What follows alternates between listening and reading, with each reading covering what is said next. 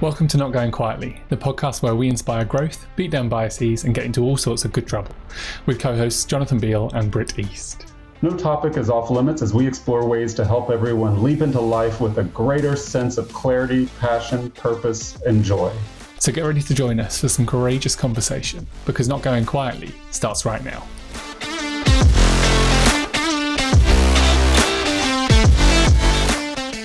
Hey everyone, welcome to Not Going Quietly, the podcast for outraged optimists and heartbroken healers all over the world, where we tackle the tough topics that nobody really wants to discuss, but everybody's dying to listen to. We are so excited for another fun-filled, fantabulous episode. And Jonathan is recently back from a trip. Jonathan, how was your trip? How the hell are you? Are you back in the UK? Yeah, I'm back in the UK. The trip sort of chewed me up and spit me out, and it was a retreat. And there was many things, breathwork and various other things. And what can I say other than the dust is still quite high and I'm waiting for it to settle. But I'm here and I'm excited for this conversation and to see where it goes. And maybe that'll have given me some new insight. We'll see. How are you, Britt? Good. You know, the word retreat is always so funny, isn't it? It's like, it sounds so relaxing, and then you go and you get totally messed up and you're like, which end is up? You know, I'm hanging in there. I've had some rough health stuff come up, but I'm doing just fine. Getting the help that I need, and it's given me an opportunity to re-engage with the U.S. healthcare system, and all that implies. And so I'm learning a lot, and but I'm doing fine. I'm really excited about this talk.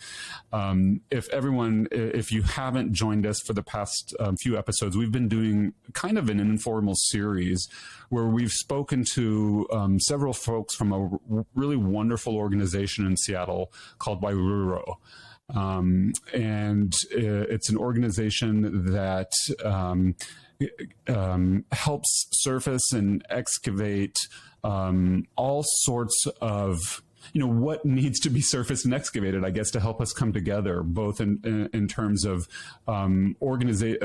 communities and organizations. And, they do consulting work, they do community activism and community work, all with a specific framework called Peacemaking Circles. And we dove into what that exactly is on an episode that we recorded with both Dr. Jabali Stewart, Dr. Monica Rojas Stewart, and we got to sit down with them as individuals as well. So I encourage you to check out those episodes so you can get the full scope of what that peacemaking circle is. And why we've done that is because we so believe in the process and the beauty, the magic that happens when people utilize these ancient social technologies and practices to come together in ways that resonate with our human design, and the magic that can happen as part of that. And so I really encourage you to check that out. And today we're speaking with Emily Warren, who is a brilliant circle keeper and part of that organization. And so we're going to dive into some more about that, into some other topics as well. We're so excited to have her on the show. Emily Warren is an educator, a circle keeper, and a mathematician. Great combo. I love that. She is skilled in listening intently to the stories and visions of others and helping to manifest their dreams. During discussions, she finds through lines, weaves details, and catches stories to hear lessons and then articulate them. Emily is highly versed in matters of gender, systemic framing, and organization. Emily has completed a Peacemaking Circle apprenticeship with Master Circle Keeper Kay Pranis, and is also on staff for the National SEED Project, that is SEED, out of the Wellesley Center for Women. Emily, it is so wonderful to have you on the show. Welcome to the podcast.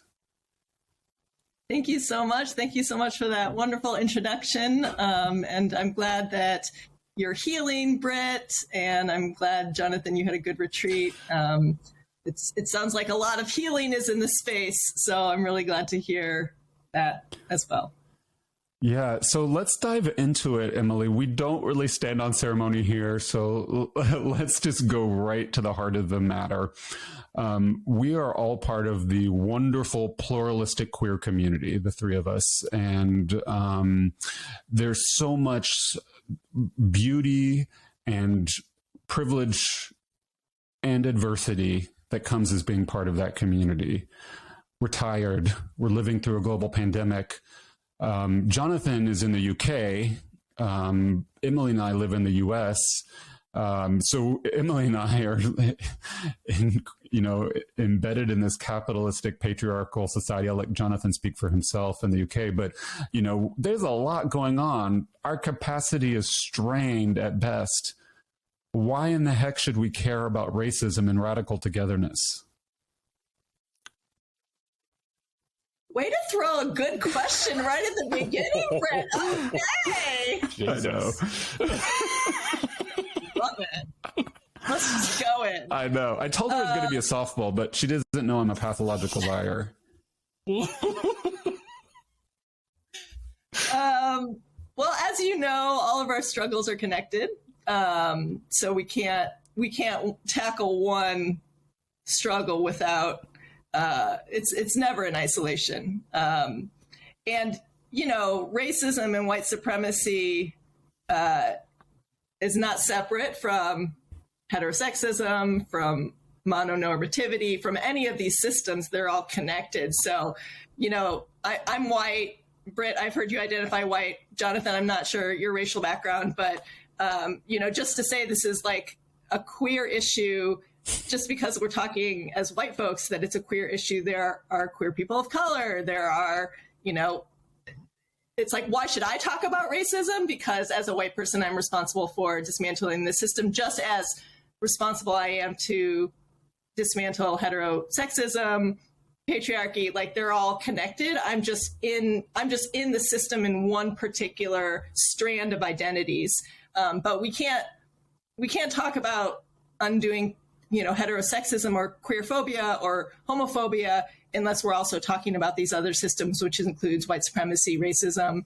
And so to be in good solidarity with our community as a whole, as a queer community as a whole, we have to be conscious and clear and articulate the importance of working across identities, that this is not a single issue struggle.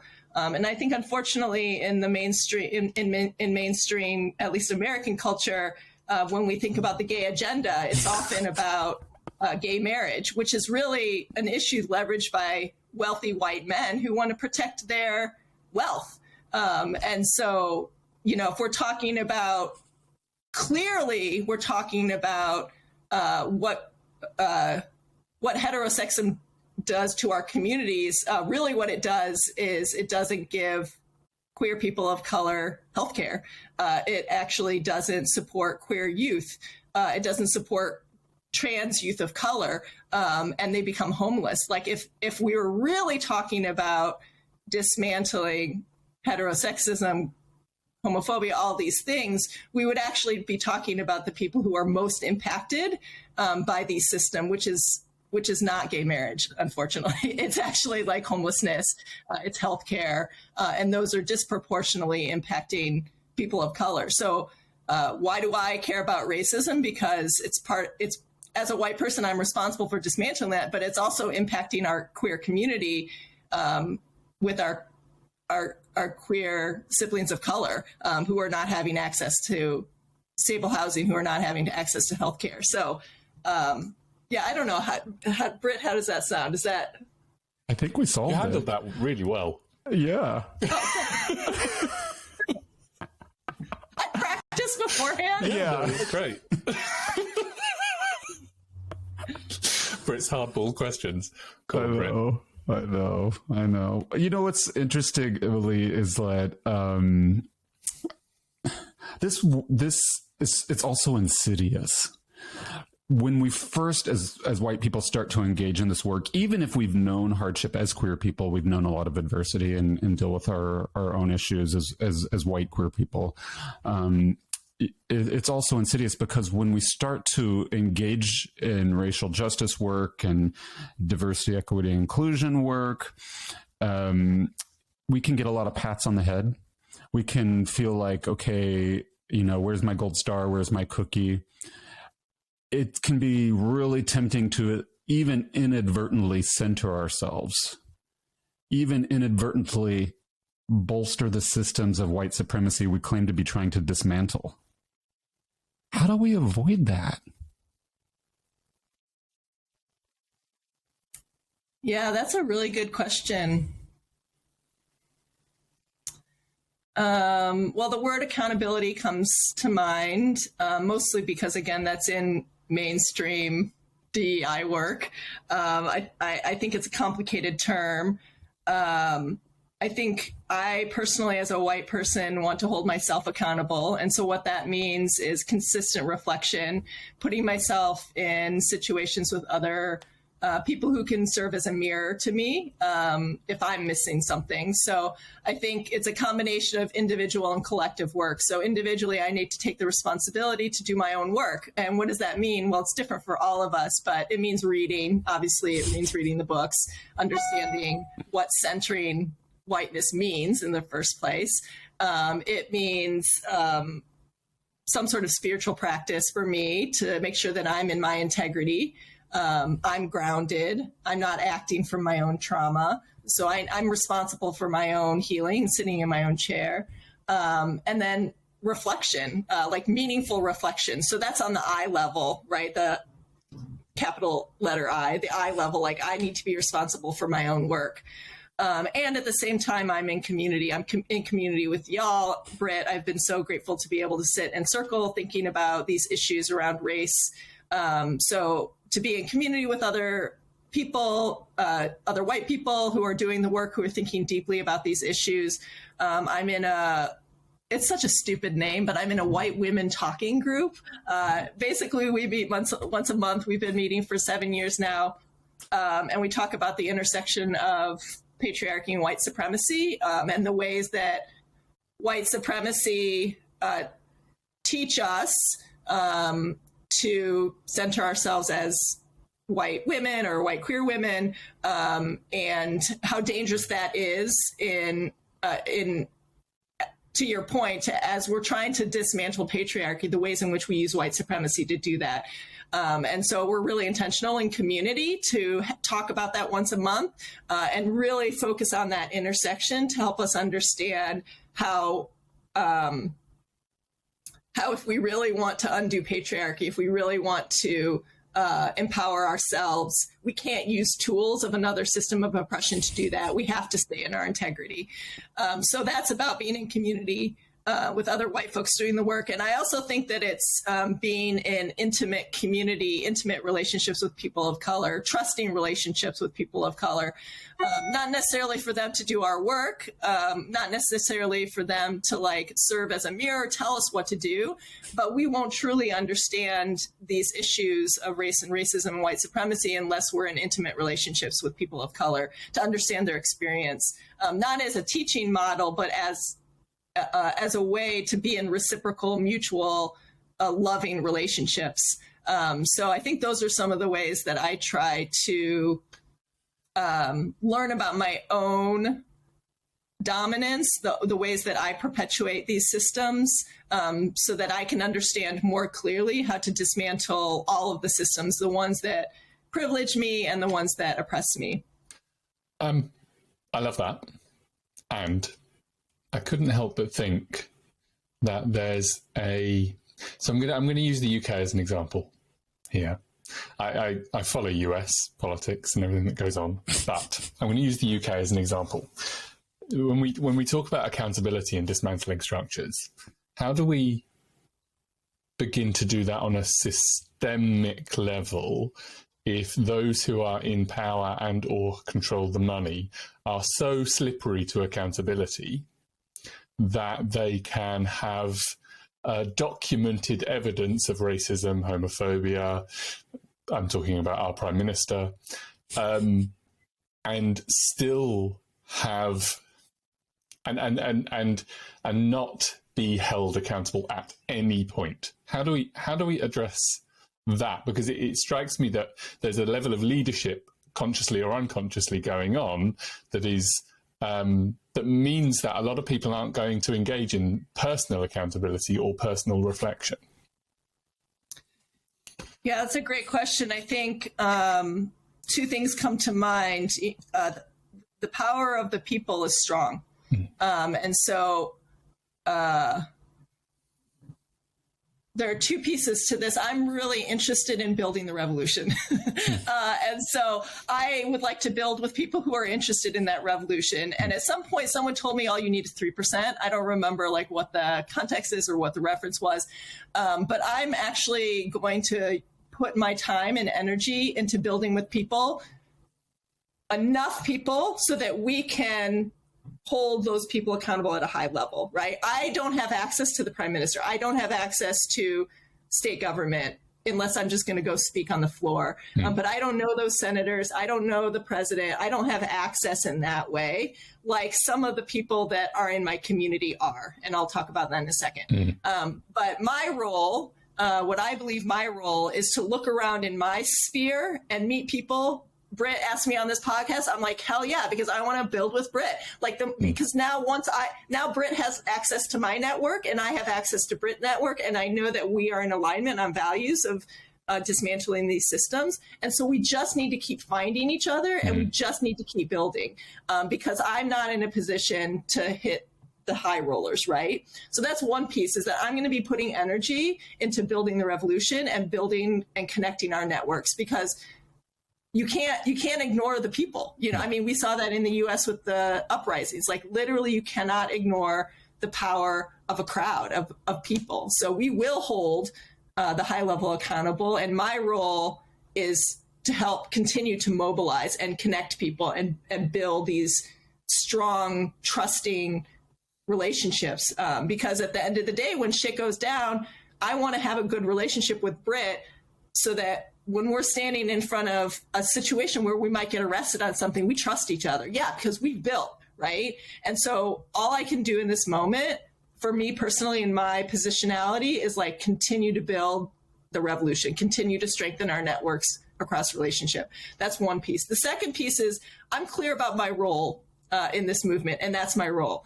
There are people who I'm connected to who do know the senators, who do know the president, who do have access in that way. That's not my role, but that person needs me and I need them, right? In order to move forward. And so I think really when you asked the question, there was an immediate in my body, I was like, I don't know, because it's not my role, but I am in community with Wesley St. Clair, who is in our organization, who does a lot of systemic work. He is on a commission who works with the Supreme Court to train the Supreme Court on racial equity. And so he is an access point at that higher level of the institutional systemic level. And so it's really important for us to be in good relationship, because I know he has access to the more systemic piece. And I'm a good systemic piece thinker. So he and I can chat. We can like brainstorm, we can strategize. But at the end of the day, my role is to build community power. His role is to access that systemic piece, and I will support him and he will support me. But it's important that I know my lane, like I'm just not going to be able to hold the Supreme Court accountable. I'm not going to be able to hold the senators accountable. I'm not going to be able to hold the president accountable. But it's important that I know who those people are and support their work and ask them to support my work and my role. I love that. That is so beautiful, Emily. And it's one of the reasons why I love spending time with you, because I always leave feeling so energized and inspired and nourished. What you've done in that response is given us permission to start where we are and to love our limits and to honor our need for continuous ongoing replenishment as humans, and especially as people in this space taking on the generations of oppression systemic institutionalized oppression, and given us hope, because so many of us get down thinking throughout the day, I'm so tired, what can I do? I'm just one little piece of the pie. And I love all of the action and hope and inspiration in your answer. And it led me to start thinking about the difference, and I'm hoping you can help unpack this, the difference between an ally and an accomplice. When we hear the word accomplice, we're used to thinking about the pejorative sense of the word, meaning somebody who helps commit a crime. Obviously, that's not where we're going with this work. I had the pleasure of being part of a White Accomplice Circle work session with Wairuro, and I'm hoping you can talk some about that. I hope you can kind of tease apart the difference between accomplice and an ally, and how we can start to put attitude into action. Yeah, that's a great question. It's funny because I didn't come up with that name. Really, I don't want to tell the whole story, but the whole story is that we were really interested in starting some work, some circle work to support white folks who are interested in anti-racism and dismantling the systems. White supremacy is particularly after the George Floyd uprisings in the United States. And I was spending a lot of time in Chaz, which is the Capitol Hill Autonomous Zone.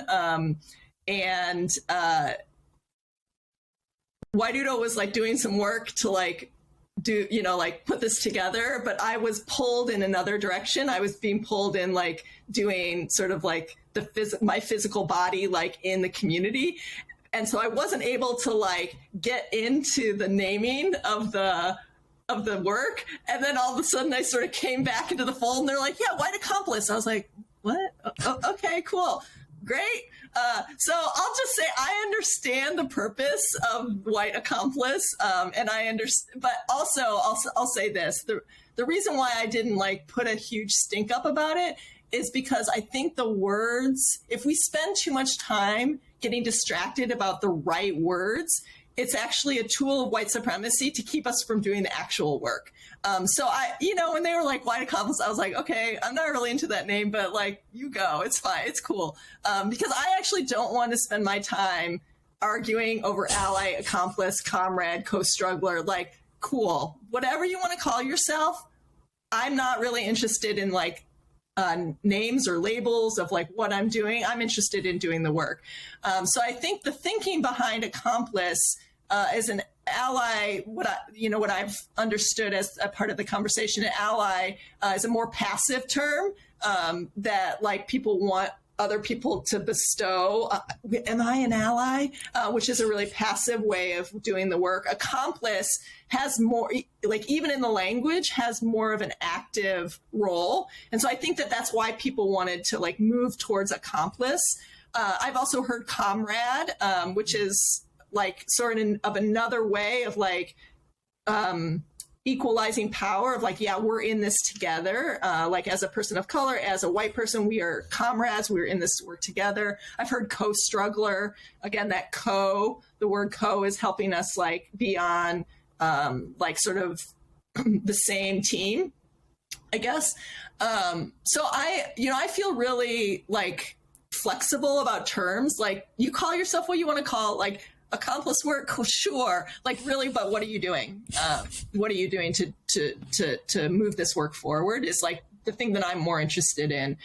So when I hear people or I hear organizations or I hear groups of people spending a lot of time around terms, I'm like, okay, cool.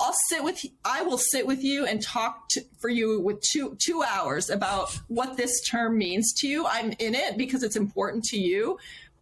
And at the same time, after that conversation, I really am interested in conversation about what are we doing together? How are we working together? And so I don't want to dismiss the conversation because I think people need to like understand what their role is. And if understanding their role is to talk about these terms, let's do it. But I don't want the terms to distract us from the important work we need to be doing. I think that's really powerful. And I really understand, we've talked a lot on this podcast about the importance of labels and also how labels and terms and words can be weaponized. And so what I particularly like about the way that you're approaching it is that it actually gets people out of the weeds. right? And actually into what are we actually doing? And it's so easy to get caught in the weeds when we don't want to face the real work, right? When we don't want to go inside, when we don't want to look at what's there, or we don't want to, I don't know where I'm going with this. I told you there'd be tangents, didn't I? But yeah, I just really love that approach. And I suppose the question in there is, is your experience that a lot of people get stuck in the weeds because they're frightened of what they might find, or Yeah, I mean, I do it too. I mean, we all do it. And so I think that going back to that accountability piece is like, how can we, I don't know how to say it any other way, but like do the work here, but also our colleague Keiko Ozeki talks about being on the balcony and watching the work, watching myself. So yeah, like I'm doing the work, right? But like, am I popping up to that higher level to watch myself doing the work and to have some sort of analysis around what I'm doing, both like in terms of the personal work that I'm doing, but also the community work that I'm doing. So when I'm having this conversation with someone who is like thinking about labels, like, do I move that conversation forward too fast, right? And so how can I bump up to that level and watch myself and be like, oh, am I moving this person too fast? Because if I move them too fast, they're actually not, they need to be in the weeds so that they can like come to some understanding so that they can actually join us in doing the work, right? Mm-hmm. And so then pop up, or, oh, am I just engaging this and they're actually ready to move and I'm letting them spin their wheels and stay in the weeds, And so I need to be conscious of the ways that I'm doing that too. And my most, like part of, it's not an either or, but part of my like core belief is that we need to be in just relationship with each other. And so when I try to impose my way of like, oh, you are in the weeds or you're not in the weeds, that's my frame. And so like, how can I be gentle with like the relationship that's in front of me and like listen deeply and carefully to what the person needs and not try to do my own distraction or do my own, like, I don't know, Britt used the word insidious. It's these insidious ways that I perpetuate the systems. Mm. And so I try and just stay with the relationship, stay with what justice looks like in that relationship, and then also be on that higher level of watching myself in a like sort of a detached way so that I can like at least try and be conscious of the ways that I might be perpetuating in a specific interaction. Emily, because you referenced it briefly, I was hoping you could unpack the Capitol Hill Autonomous Zone. Emily and I both live in Seattle, in the U.S. We have listeners all over the world. Are you willing to share some about your experience with that, Emily? Sure. So as a part of the George Floyd uprisings, a lot of really incredible community organizers, many of whom were Black, Indigenous, people of color, and some white folks too, started protesting around the precinct in Capitol Hill, the police precinct in Capitol Hill. And as a part of that, forced the police to leave that precinct. So it was a contested area and the police ended up abandoning the precinct. And so there was maybe, I can't remember if it was like 6 or 7 block radius where community organizers set up community supports. So initially it was called CHOP, the Capitol Hill Occupied Protest. And then it changed names to the Capitol Hill Autonomous Zone, Chaz. And that space, it provided free mental health care, it provided free food, free health care. And so there were different tents set up that provided services for our community. And the hope for that area was to provide a model of what our world could look like without police. It was sort of a metaphor for a larger movement of defund the police or abolish the police. It was a beautiful space. It was also contested. There were, anytime there's sort of non-hierarchical leadership, shit goes down. So there were incidents in that space that the police were really interested in exploiting as a way of undermining our movement. So over time, the police ended up coming back to the precinct, and it sort of dissipated. But it was a really beautiful moment in time of our communities coming together and envisioning what was possible. And it provided many people opportunities to start connecting their resources. Because of that little microcosm, our communities are stronger because now people know each other and people are in community. Oh, you have that resource. Oh, cool. You have that resource. And I think one of the most interesting things to me about that time was the way that Chaz and Chop were portrayed in mainstream media, especially nationally. I kept having people calling me and be like, Emily, are you safe? I'm like, I'm the safest I've ever felt. Like, I'm like hanging out, like people are like giving away free food, like we're dancing, like, you know, there are no police officers. And it was just so interesting because again, and I think this is such a great example of how media can control the narrative around what's happening, is that the main messages about Chaz and Chop in the media, in national level media, was that it was scary.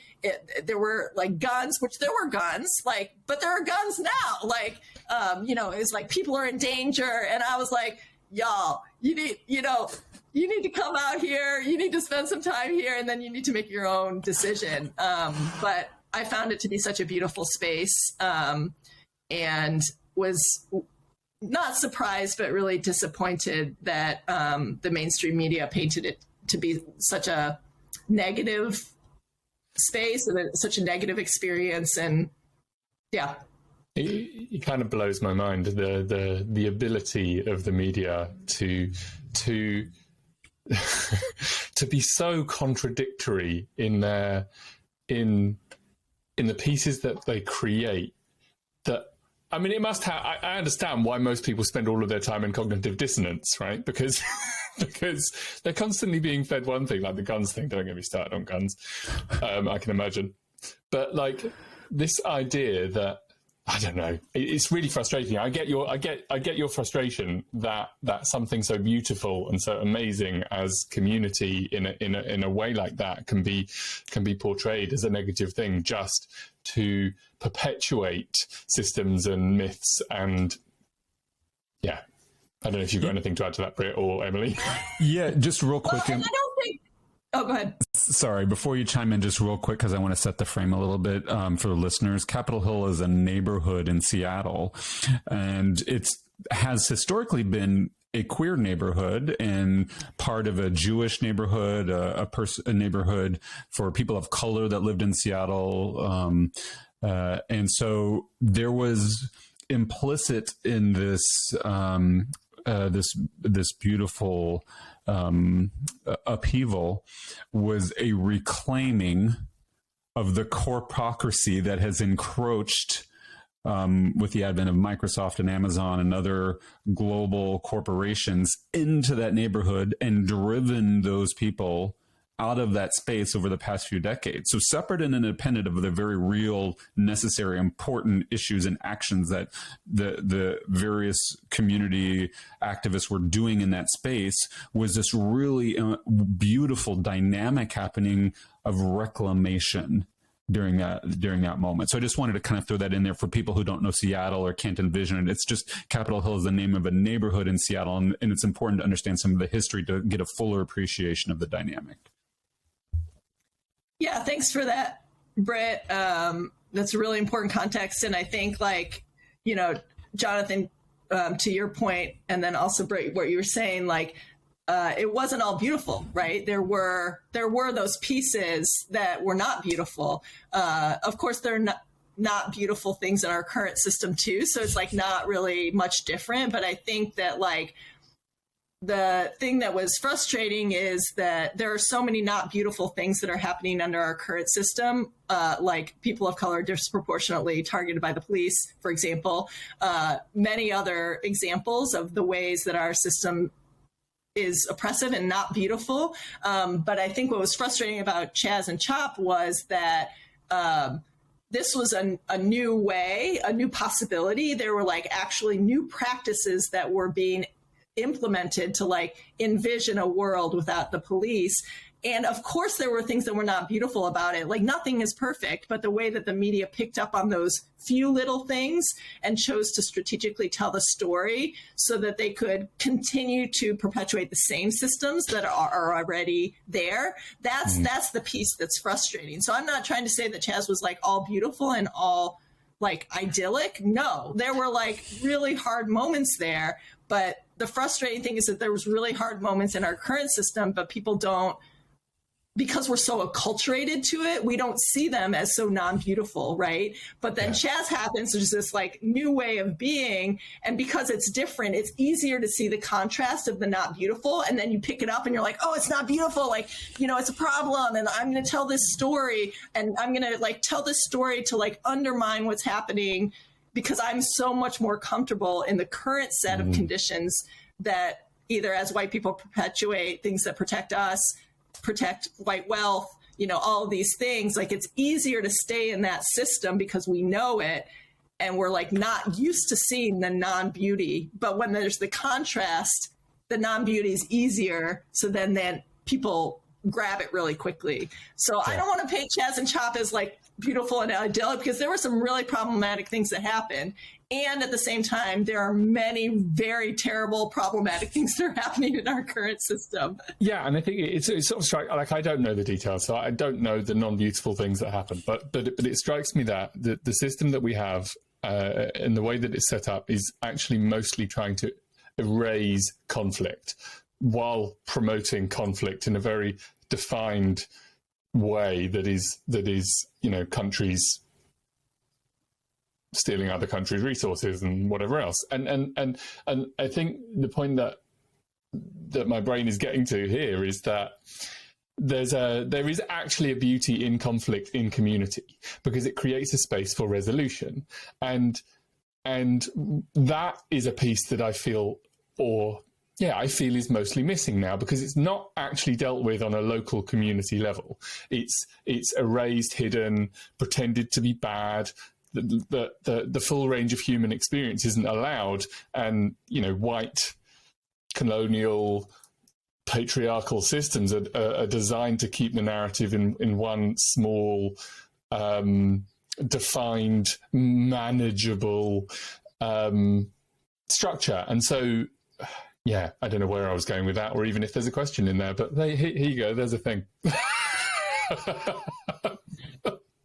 Well, yeah, I mean, you're speaking my language. I love conflict.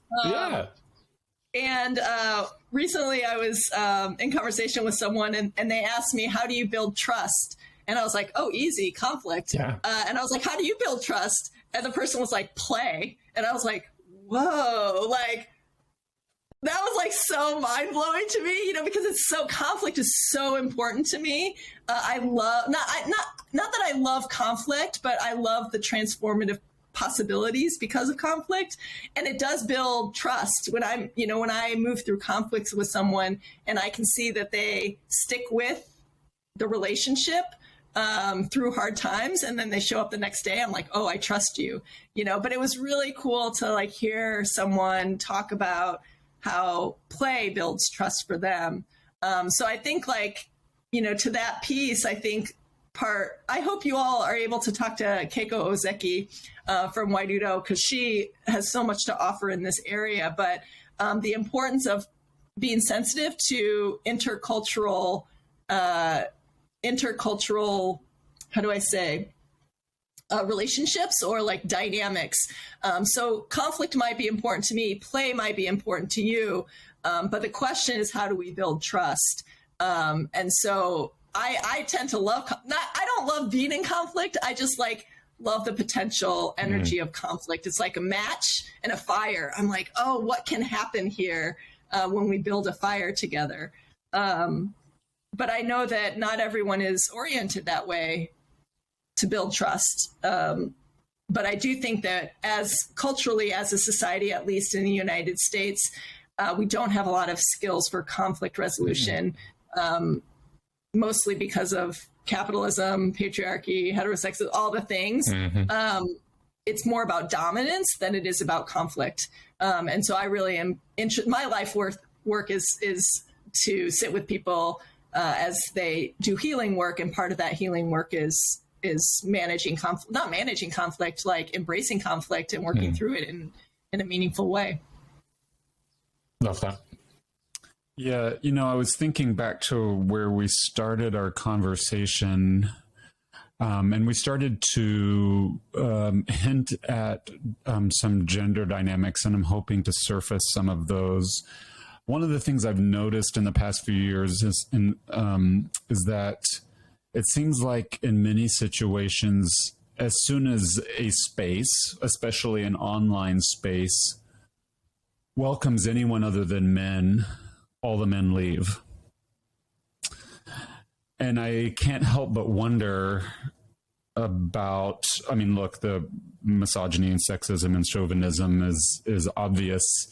I can't help but wonder how in the heck we can come together as fractured and fragmented communities and heal, given the fact that we all stand at various intersections in our identities, whether it's straight, white, cis male, or, gay, trans, person of color. Like we're all complex individuals with stories that need to be heard, and the intersectionality, the cultural dynamics at play are so much larger than our individual stories. And sometimes this is where I always like to tap into Emily's hope and drive and energy, because I can be kind of like Debbie Downer, is like, I just sometimes feel like hopeless, like guys can be together and doing this important work, whatever that is. And then as soon as the space opens for anyone that identifies other than male, the guys ghost. What are we going to do to come together, Emily? Britt, do you ghost? I do not, but I would say that I don't identify as male. I struggle with gender labels. I find no utility in them. So I don't identify as trans. I don't identify as non-binary. None of it honestly makes sense to me. It all seems like semantics. And because in my life, what I mainly see are the culturally constituted rules and regulations imposed upon us that feel foreign, frankly. So at a deep level, none of it makes sense to me. So I just don't bring it up. I let people gender me however they want. I don't care what other people's gender, it just doesn't resonate with me. So I don't want to claim some moral high ground here. A lot of it's just me trying to find a deeper relationship with myself. That's maybe a different answer than you were thinking of when you asked me that. But I don't think that I ghost. I would love to think that I don't ghost. I would love to think about myself that I sit in the gunk and work through it and build trust. I've just noticed this dynamic in general. Well, I really appreciate you sharing, Britt. I think that's a beautiful answer, and I think that it actually speaks to, you've answered your own question, I think, in your answer, which is that we're just trying to find each other to do the work, right? And so, I hear you asking the question, why do men ghost? And I think that's an important question. And I think the more important question that you're talking about is, why do people ghost, right? Or why do certain people ghost, right? Depending on their identities.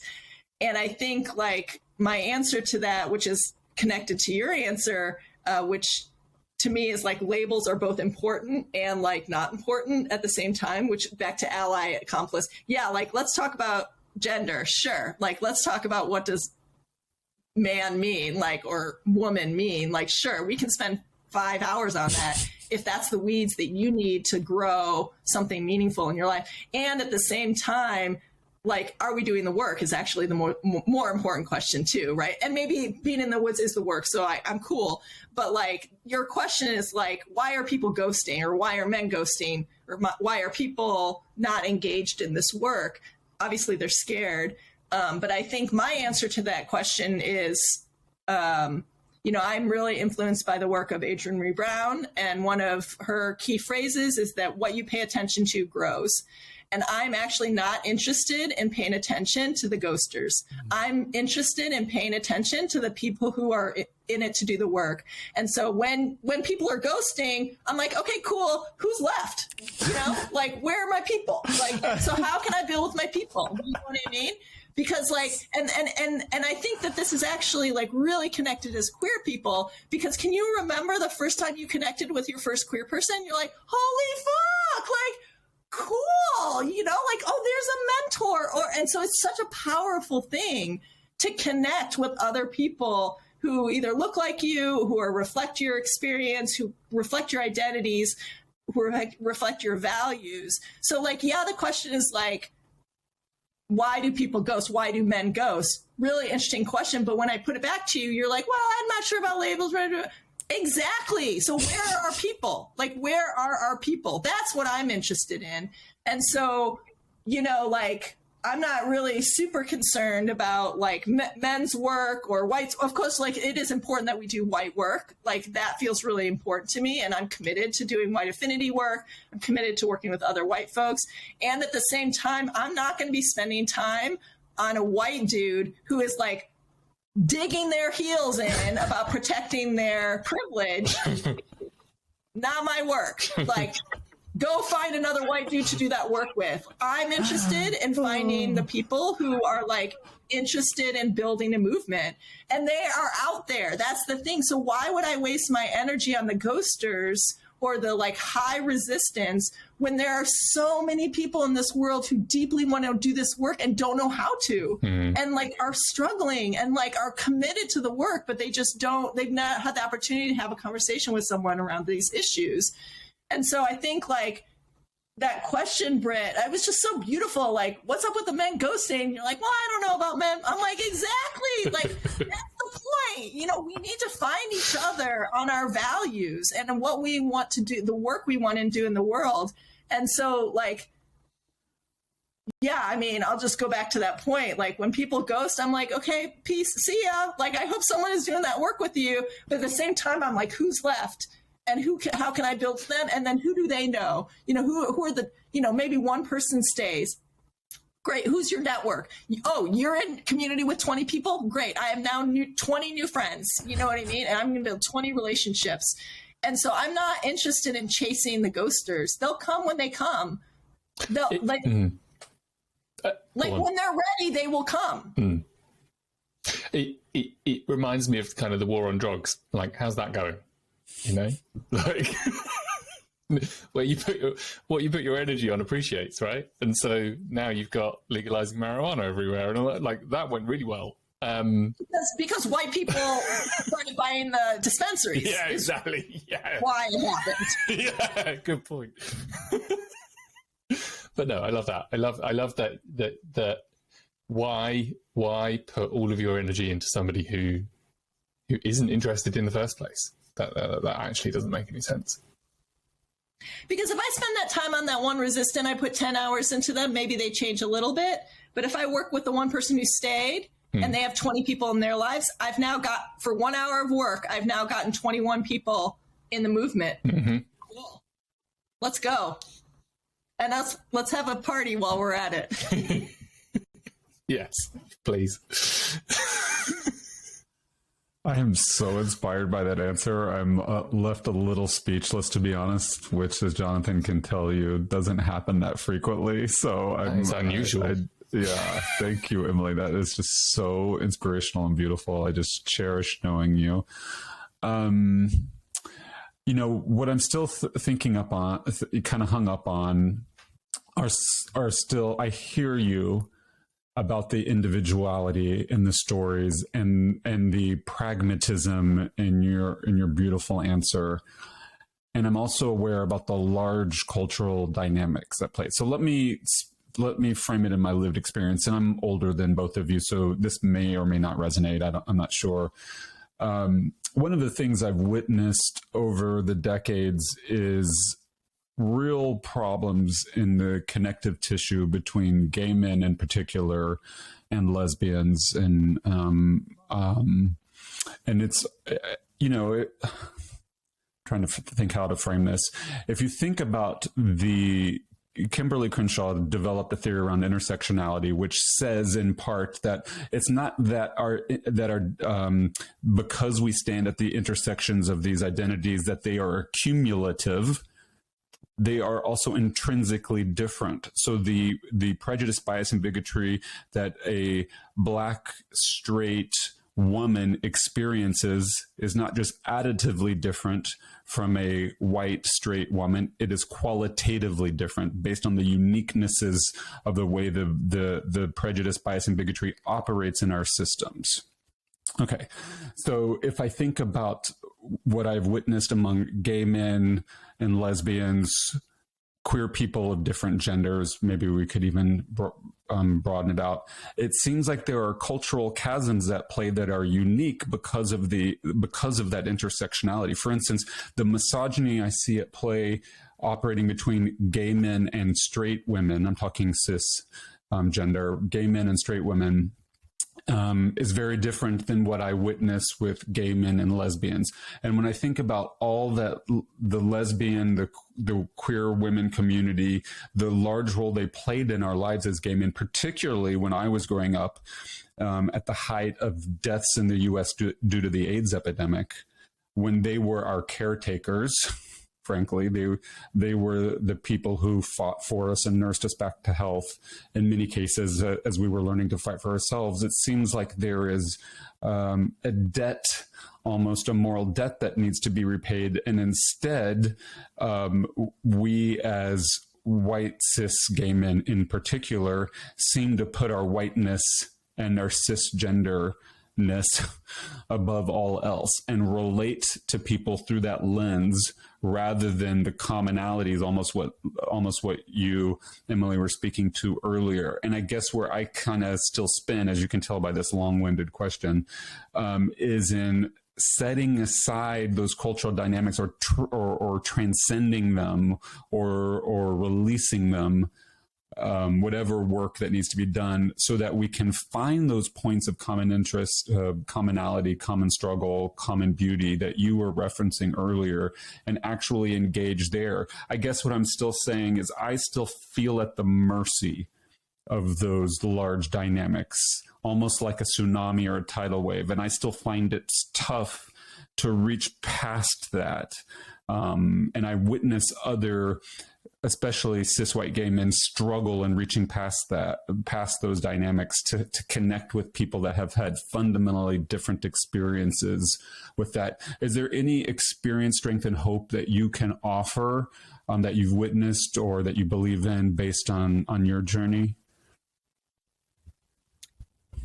Yeah, that's a really great question. And I really appreciate honoring all the ways that we have supported each other and shown up for each other across trauma. I think that's probably one of the most important things. When you were talking, I had to pull it up really quickly. Y'all should really interview Keiko Ozeki. You should ask if she's willing to come on the show. She's just fucking brilliant. And she just recently wrote a little piece that was really moving to me. I think that speaks, Britt, to kind of your question. And she says, even with the persons you deeply trust, sometimes we can't understand each other. It is exhausting when we try to understand and be understood.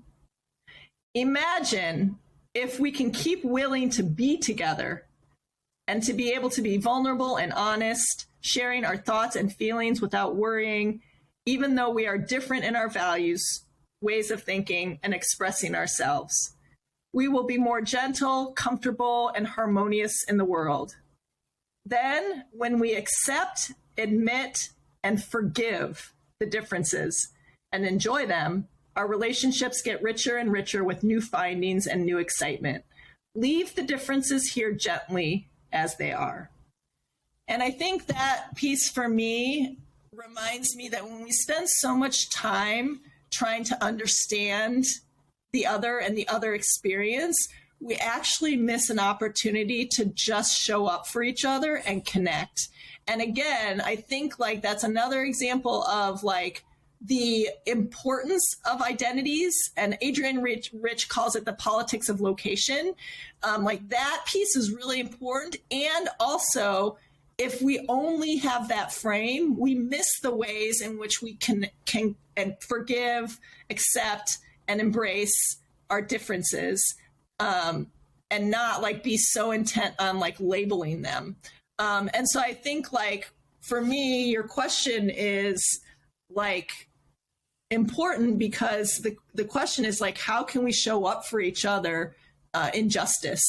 And while there are some larger themes, like, oh, hey, generally speaking, white gay folks tend to be rich and we want to protect our wealth, that is a large scale painted brush, right? But the reality is, and I am informed by that, right? Because I've been socialized white, like there are some broad strokes ways in which that comes out. But at the end of the day, my day is a collection of interpersonal experiences with actual lived real life people that are also informed by these larger strokes, but also like hold their own humanity.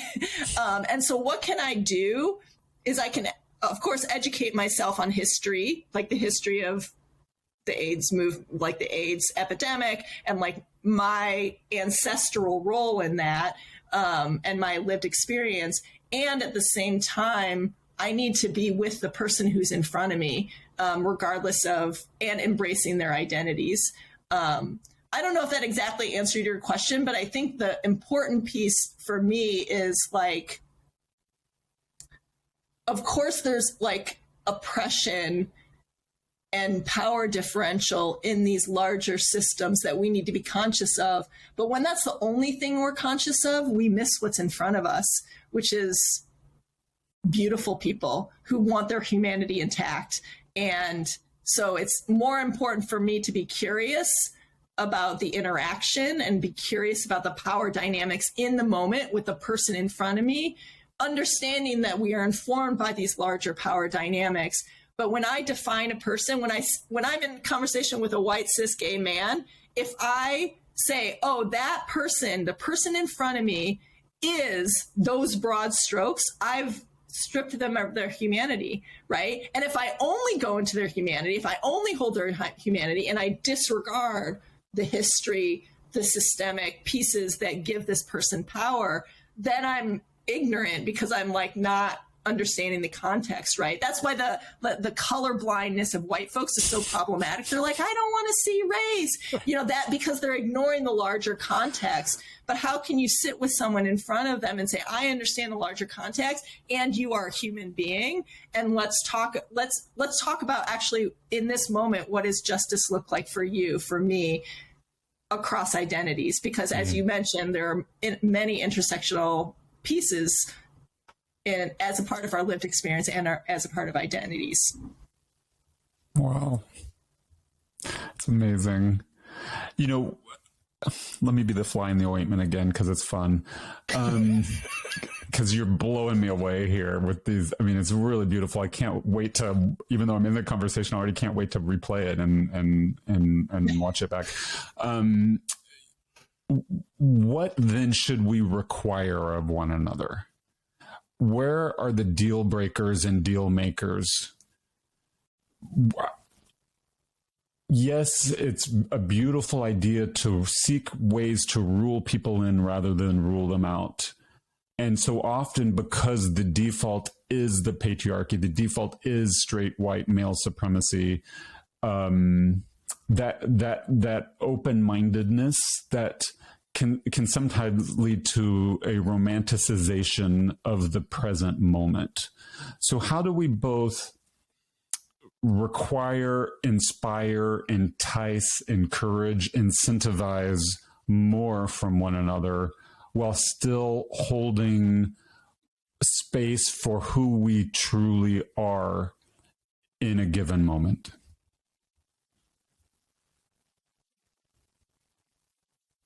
Can you ask it one more time? Yeah. How do we meet each other where we really are as people, given all of our hopes and dreams and attributes and affinities and foibles and shortcomings, and yet still require more of one another? Where do we draw the lines? How do we rule people in, rule them out? What are the deal makers, the deal breakers?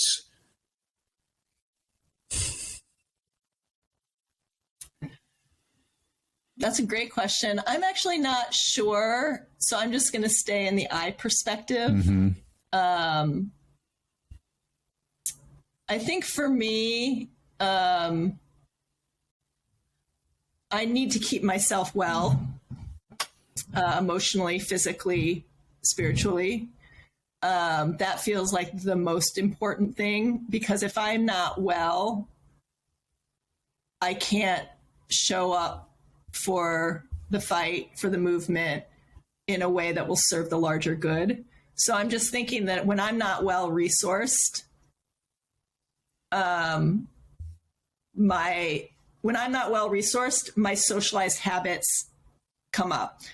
So that's white supremacy, that's internalized patriarchy, that's like internalized, so like when I'm low resourced, I don't perform in my best self, in my integrity. And so what does that mean? That means nourishment. And that means physical nourishment. It means like trying to keep myself fed and slept. But it also means emotional and spiritual nourishment, which means that I actually can't sit for 20 hours to talk to that white dude who's like literally digging their feet in. And so I think like, I'm not exactly sure what the deal breakers are, but I know my boundaries. My boundaries are to like serve the movement and bring down these systems. That's my ultimate goal. And so what are the boundaries that I need to have to keep myself well so I can serve that purpose? And so it's being nourished. And nourished in all of the ways, so that when I need to fight or when I need to sit with someone for a long period of time, I have the endurance and the integrity, and I am well, and I know that I can have that conversation. And so I think like the deal breakers, I understand what the question, but I think for me, the reason why I don't think the question didn't resonate with me, because it's outward, it's about other people. And for me, the question is, how am I keeping myself well so that I can serve the movement? And so my deal breakers are like, if I am starting to be lower resourced, I can't sit with someone who is not going to listen to me on Monday. If I re-resource myself, I can probably sit with someone who's not going to listen to me. I can probably sit with them on Tuesday, right? And so the question is, what are the deal breakers? It's not about the person, right? Like listening or not listening. Like it's not the deal breakers about the person. It's about my resource level and being able to engage that. That's like the first piece I would say. The deal breaker is that I need to be my best self in the service of the movement. So I need to be taking care of myself. And I will also say that I sit with people for a long time. People call me patient. Patient is not a word that resonates for me as a self-descriptor, but I think what they're talking about is that I give people chances. And I don't know, chances, like even that's a weird frame, but like, I feel like if people are trying to learn, if I see that they're trying to learn, man, I'll sit with anyone, like.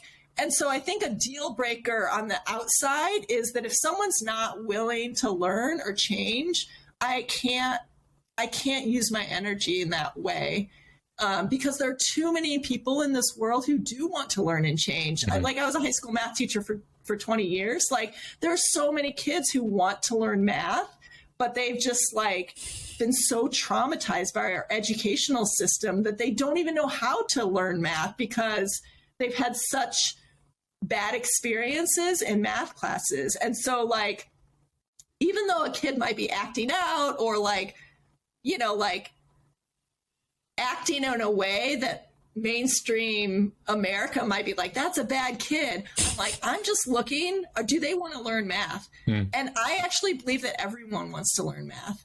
I believe everyone wants to like learn how to be a better citizen, to be a better community member.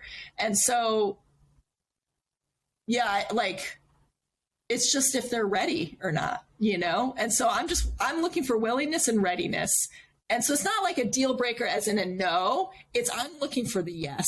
And so I think that's why the question didn't resonate with me, because it's a deal breaker as in a no. But like my orientation is like, where are the yeses? And those are the people that I want to keep building with.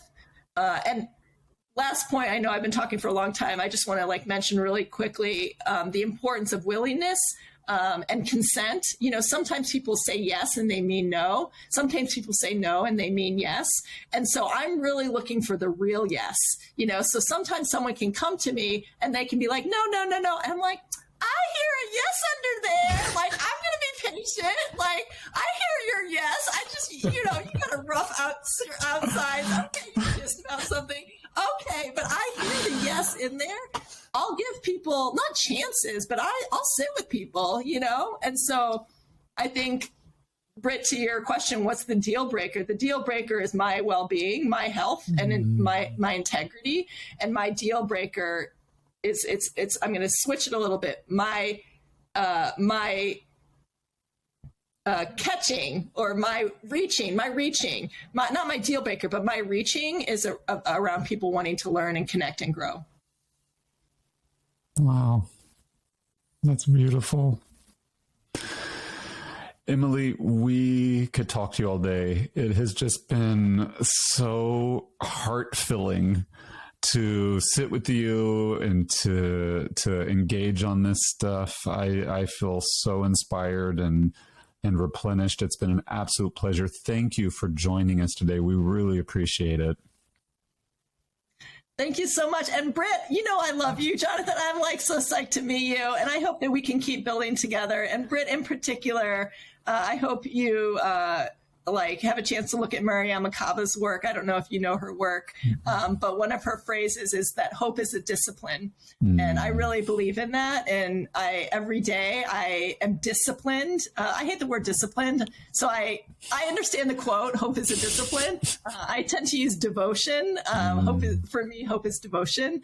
And so how can I be devoted and disciplined every day to find hope, even in such an ugly world? And that hope often comes from people like you who are doing this work. And so thank you so much for the hope for today, for my hope for today. And I hope that we can all continue to find hope for the world that we're trying to build. Thank you. It's been a pleasure. Thanks Absolutely. for having me. Yeah. You've been listening to Not Going Quietly, the podcast for outraged optimists and heartbroken healers all over the world. We've been thrilled to be chatting with Emily Warren today. Just a fantabulous guest. We're going to put links to all her shit in the show notes, so you can learn more about Wairuro and all the amazing work she's doing. We hope that you also check out our other episodes in this series. This is actually the last episode in this series, and then we'll hopefully, fingers crossed, get to talk to other members of Wairuro in the future. But in this short segment, this is our last one in this series. So thank you for joining us on this journey. It's just been a wonderful conversation, and we can't wait to see you on the next episode. Thanks, everyone. You've been listening to Not Going Quietly with co-hosts Jonathan Beal and Britt East. Thanks so much for joining us on this wild ride as we explore ways to help everyone leap into life with a greater sense of clarity, passion, purpose, and joy. Check out our show notes for links, additional information, and episodes located on your favorite podcast platform.